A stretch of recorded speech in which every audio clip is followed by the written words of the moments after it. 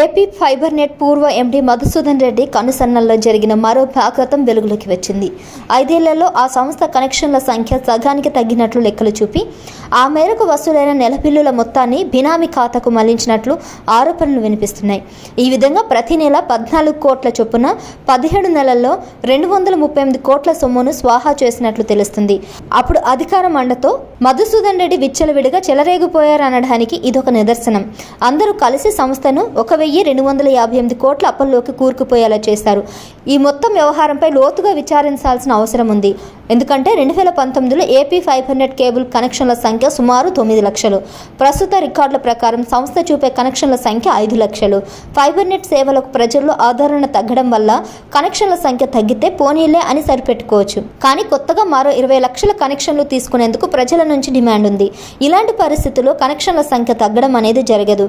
ఇక్కడే అసలు మతలబు ఉంది. 2022 డిసెంబర్ 10 నుంచి కొన్ని జిల్లాలు, 2023 జనవరి 10 నుంచి మిగిలిన జిల్లాలకు ప్రీపెయిడ్ విధానాన్ని ప్రభుత్వం ప్రవేశపెట్టింది. పోస్ట్ పెయిడ్ విధానం అమల్లో ఉన్నప్పుడు రాష్ట్ర వ్యాప్తంగా ఉన్న కేబుల్ ఆపరేటర్లు ప్రతి నెల బిల్లు మొత్తాన్ని సంస్థ బ్యాంకు ఖాతాలో జమ చేసేవారు.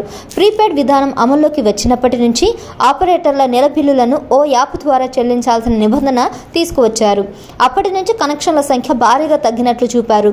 వాస్తవానికి కనెక్షన్ల సంఖ్య తగ్గలేదని ఆపరేటర్లు చెప్తున్నారు. ఎప్పటిలాగా ప్రతి నెల యాప్ ద్వారా బిల్లులు చెల్లిస్తున్నట్లు పేర్కొంటున్నారు. కేవలం సంస్థ రికార్డులో మాత్రమే కనెక్షన్ల సంఖ్య తగ్గించి ఆ మేరకు 4 లక్షల కనెక్షన్లకు సంబంధించి నెల బిల్లుల కింద వసూలయ్యే మొత్తాన్ని బినామీ ఖాతాకు మళ్లించినట్లు తెలుస్తుంది. ఈ వ్యవహారంలో ఒక ఎంజీఎం డైరెక్టర్ కీలకంగా వ్యవహరించినట్టు సమాచారం. ఫైబర్ నెట్ కనెక్షన్లకు సంబంధించి ఆపరేటర్లు ప్రతి నెల బిల్లులు చెల్లించడానికి ఉపయోగించిన యాప్ను గ్రీన్ లాంటెన్ అనే ఐటీ సంస్థ రూపొందించినట్లు సిబ్బంది చెబుతున్నారు. యాప్ ద్వారా ఆపరేటర్లు జరిపే చెల్లింపులు రికార్డులో చూపిన కనెక్షన్ల సంఖ్య మేరకు ఫైబర్ నెట్ ఖాతాకు మిగిలిన మొత్తం బినామీ ఖాతాకు జమ అయ్యేలా ప్రోగ్రామింగ్ రూపొందించినట్లు తెలుస్తుంది. ఆ మొత్తం ముంబైలోని ఒక బ్యాంకు ఖాతాకు మళ్లించినట్లు సమాచారం.